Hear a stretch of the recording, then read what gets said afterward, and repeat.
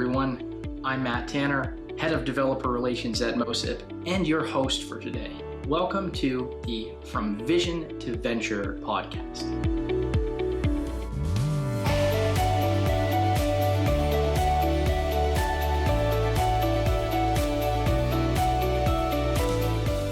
From Vision to Venture is a Moesif podcast that highlights some of the biggest wins and challenges in the startup space today.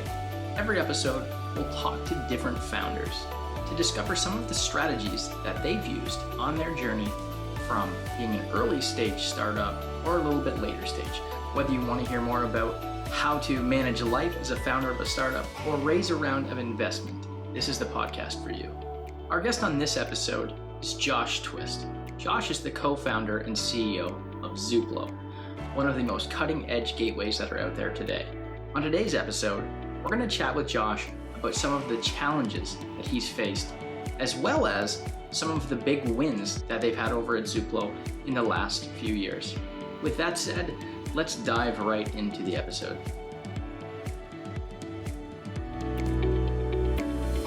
Hello, everyone, and welcome back to the Vision to Venture podcast. Today I have with me Josh Twist from Zuplo, which is an API management platform that we're going to hear lots about today. And then we're also going to chat about some stuff that Josh has experienced as a founder of an early stage company. So with that being said, Josh, I'm going to hand it over to you to do a nice little intro for yourself and then give us a bit of background on Zuplo and some of the stuff you're tackling there.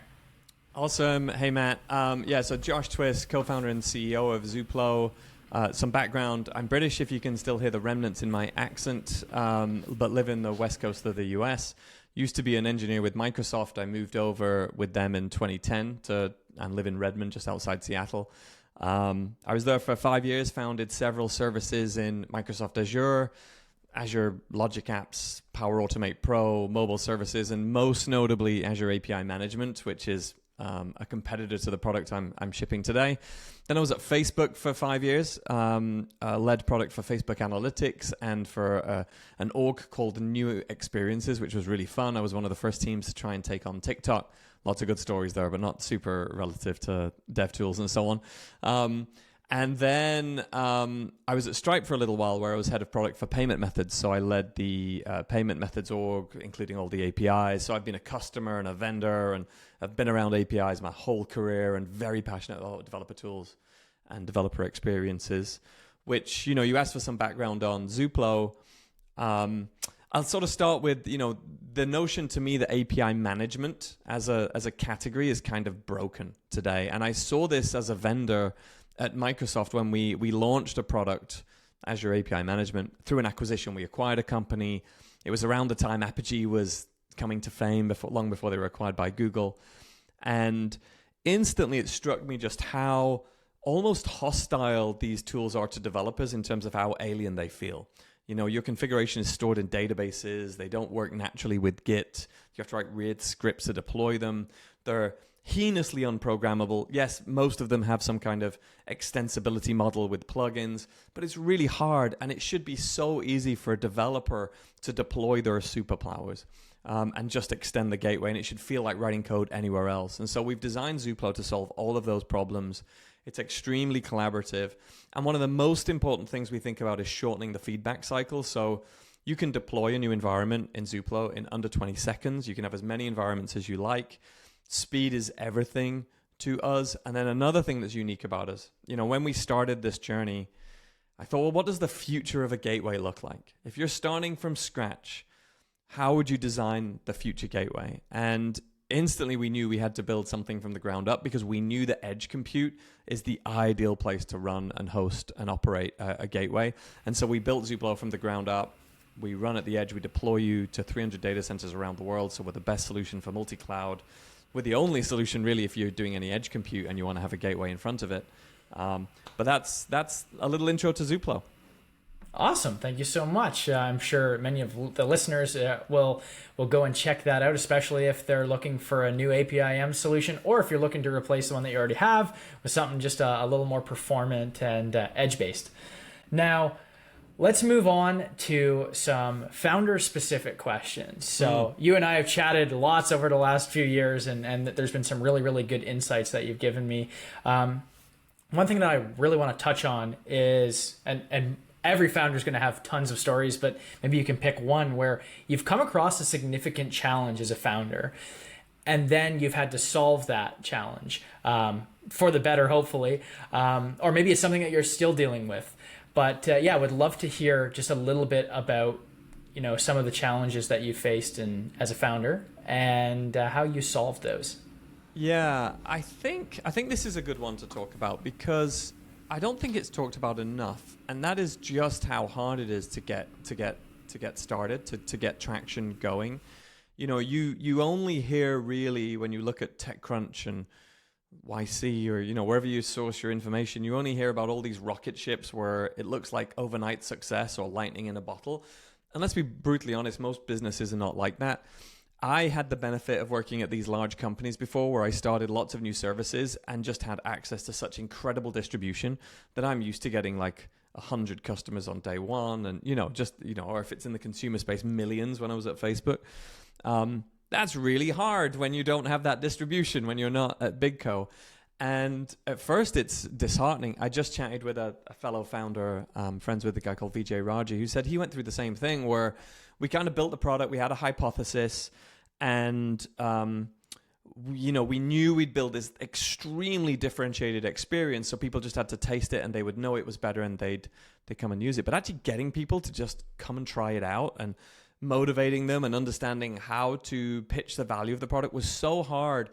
It took us nearly a year really before we started to see an uptick. And things are going very well now, but just having the tenacity to stick with it. And it's interesting, I wonder, if you think about like YC companies, they don't get a lot of time to like prove they're going to have growth. And right. I don't want to say you shouldn't pivot, but I would say just be aware there's lots of startups out there where it is not an overnight success. I mean, I think another example that's not from the dev tool space is Figma, which is an enormously successful design tool. I believe their first few years, they weren't doing much at all. They were like in the wilderness for a long time. So having the stomach to sit that out, the tenacity to believe in your vision and keep pushing. But I mean, maybe this is something we'll talk about, is like finding ways to like learn as fast as possible, learn discrete things that are going to improve your game and how you go to customers and shorten that feedback cycle and have a lot of discipline around it. That was kind of how we solved the problem, constantly launching, constantly trying new things. I think the lesson learned for us was we thought we could build a slither of a product, an API management product that would say focus on things like rate limiting. But the reality is anyone deploying a gateway is aware that these things can do lots of things and doesn't want to take the effort of deploying something that only does one thing, even if it does it really well. And so it just took us a while to kind of hit table stakes until we had enough, and now I think we're really quite competitive, enough features, enough policies, enough of a thing to earn a seat at the table when people are sending out RFPs against our competitors, like the usual names in the Magic Quadrant. Right. So that was I think the biggest challenge I think of in when I look back over the just under 2 years we've been doing this. Right. So with that being said, one thing I'd like to hear more on is, okay, so You've built a product, you have competitors. Do you chase what they are doing, or do you try and blaze a new trail, not necessarily on their coattails? What's kind of your thoughts there? Because obviously if one product, maybe a competitor, is getting traction because they have a certain feature, do you think it's better to kind of replicate that or something similar? Or do you think it's better to go, okay, we're going to completely forget about that. Let's actually do something different and better?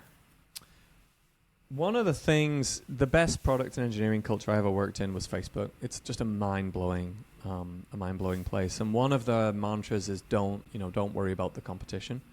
And so you would build your product and try and not spend too much time worrying about the competition. You're focused on delivering user value, and that opens your mind to a different approach.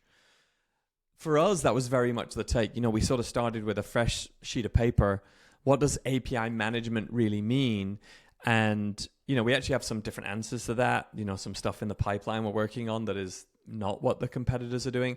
But our technical approach was vastly different. Having said that, so I to me, clearly, like, think out of the box, think different. Don't just build a better mousetrap, I think. Try and come at it with a very fresh set of eyes and not just incremental improvements on the approach. But it's very important to have an eye on your competitors, understand what they're doing. And honestly, there's lots that can be learned as a startup in terms of how are they selling, how are they positioning in the market, how are they convinced, if you're selling tools that can be sold to enterprise like we are, how do they think about the buyer versus the practitioner and prioritize across that? I'm not saying you would copy them, but you should learn about them and have that and learn about all of those approaches and all of those as inputs to your model for deciding your approach. I mean, that's my take. Okay, awesome. Yeah, no, I think that's a really good way to look at it. One thing that we chatted about with another guest was about, I know you have a co-founder. One thing that we chatted about was he was a solo founder who said, hey, I really if I had to do it again, I would try and bring on a co-founder who complemented kind of the gaps that I have. Would love to hear just maybe a little bit about, maybe not necessarily the challenge of finding a co-founder, but how did that kind of come to be? And what are some of the lessons you've learned running a business, as two founders or more, as opposed to a solo founder? Yeah, we're two founders. We've been very close friends, like best friends for 10 years, and had always talked about doing a business together. So it sort of was easy. We were just chatting to some investors the other day, and they remarked like what a strong partnership we had, and as we sort of tag teamed the conversation. So I was very lucky in the finding a co-founder route. I do think it would be very hard to do this alone. It is, doing a startup is very much a roller coaster. If it's a good day today, brace yourself. It's going to be a day tomorrow, and vice versa. Like, I now know I'm very level as a person. I know if some bad news comes in, I'm like, well, I know something awesome will happen tomorrow. It always seems to go that way. So it's a real roller coaster. So having someone else to talk to and open your heart to is important. In terms of founder dynamics, I think one thing we've found, especially if it's a close friend, like my co-founder Nate is quickly breaking the taboo of giving each other feedback and being very direct and honest and doing it quickly and in real time. That's not an easy thing to do with we'd never worked together before. He's my buddy. And then suddenly we're on a call. I'm like, look, I don't think this was the right way to do this, or I think there's some learnings here. Run into the spike though. I mean, in my experience, it's always been easier than I thought it would be. And I think it's critically important to be transparent. Actually, maybe, I don't know if you're going to share links with this, but one of our investors posted an article about this topic recently that I think is a good read, about how to manage that relationship. But that's my tip: is be honest, be transparent, give feedback frequently and transparently. Awesome. Yeah, no, that's good. That kind of supplements some of the stuff that we've heard before. Now, you did mention that startups are kind of this up and down kind of roller coaster that anyone who's worked for a startup or worked with a startup sees. It's even more amplified as a founder, I'm sure. So what kind of stuff can you do from a personal perspective? What kind of stuff can you do to kind of ease that? You said you're pretty level-headed, and knowing you for the last few years, I absolutely agree. What are some, for me, I know meditation is one of those things that's helped me kind of grow and deal with the ups and downs of not just regular life, but, being part of, a relatively high velocity startup. Do you have some tips there for folks? Maybe some stuff that you've tried and tested and like? Well, I wouldn't say I've always been so level. I think that's definitely something,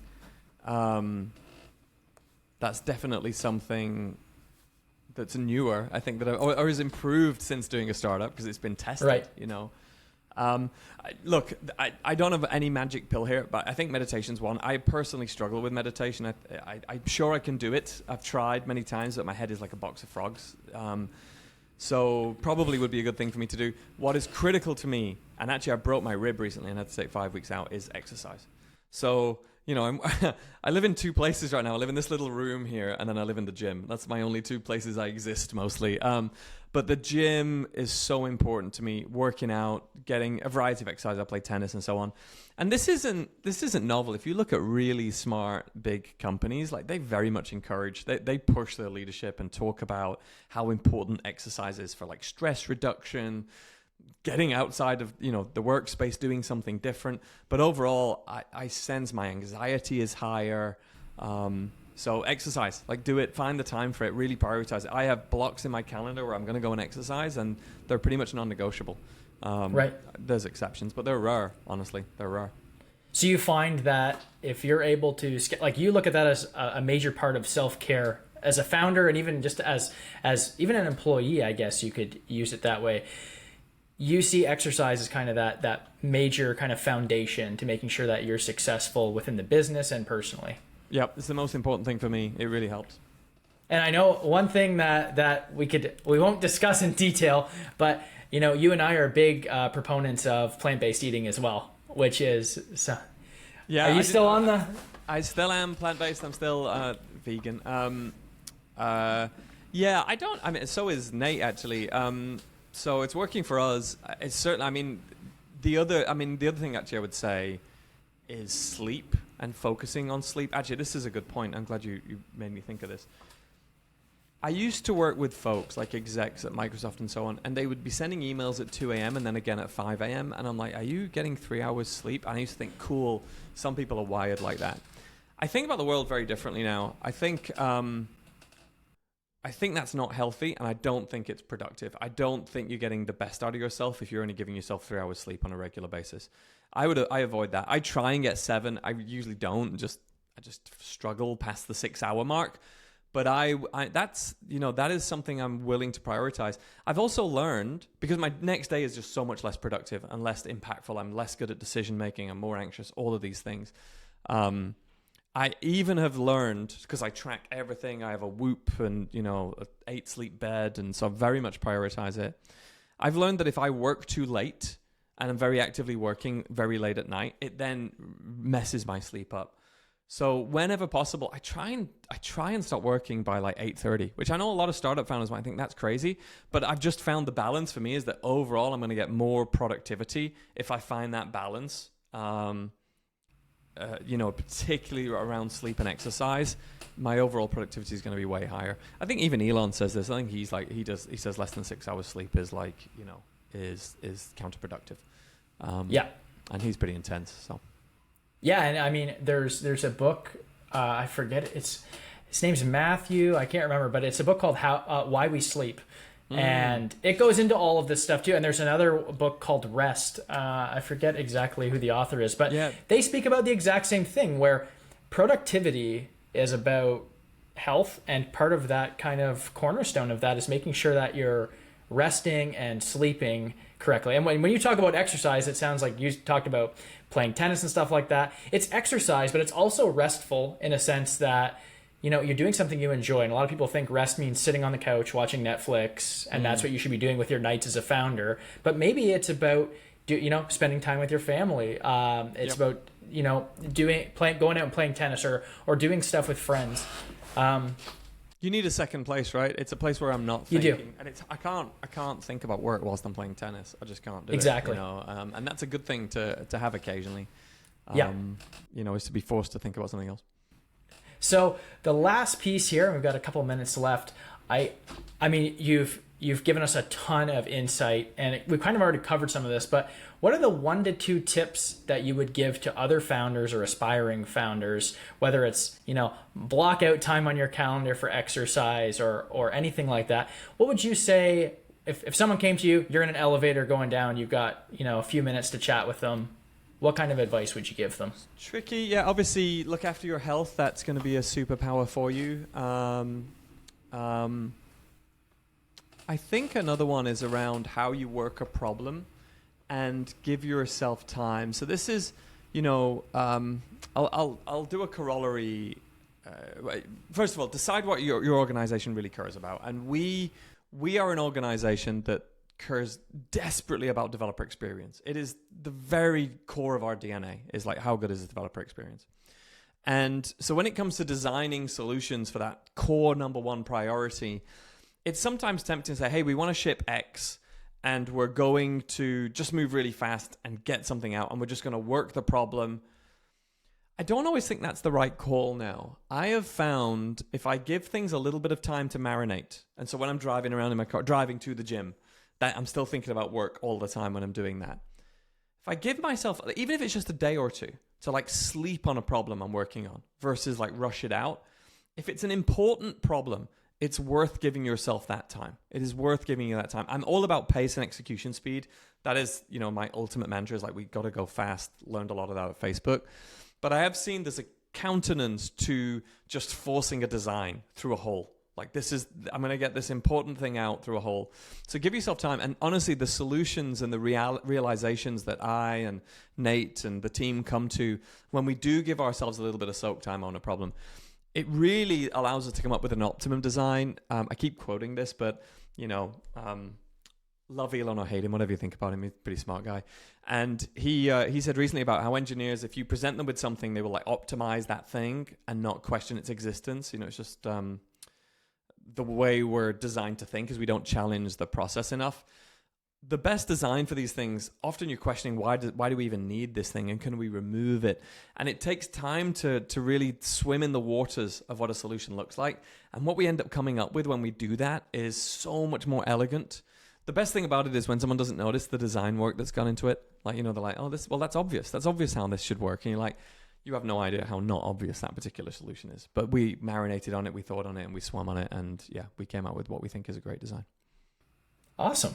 Yeah, that is honestly some really great feedback, I think, especially for folks that are kind of in the weeds and want to push stuff out quick. It's good to be able to sit back, like you said, let things marinate and get a little closer to perfection. Yeah. Versus, decide what you're going to do that on. Don't do it on everything. Don't do it on which insurance company you're going to use or, like garbage things. Really, like, what is your core thing?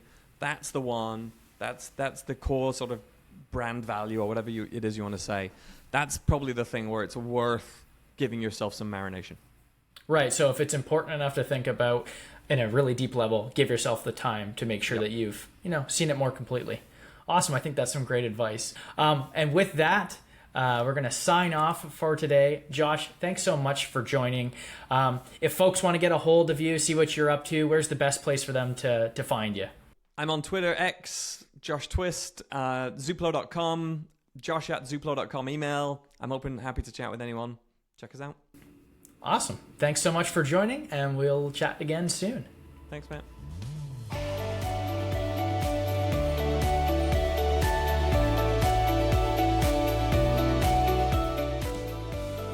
Thanks so much for joining this episode of From Vision to Venture. We appreciate you taking the time to listen and be a part of the audience here. If you found today's discussion intriguing, there's plenty more episodes to come. Stay in the loop. Definitely subscribe, and we'd love if you'd leave us a rating or a comment on your platform of choice. Now, to stay in the loop with Moesif, you can follow us on social media, which is at Moesif, Moesif HQ on all of your favorite platforms. Thanks again for joining, and we hope to see you soon.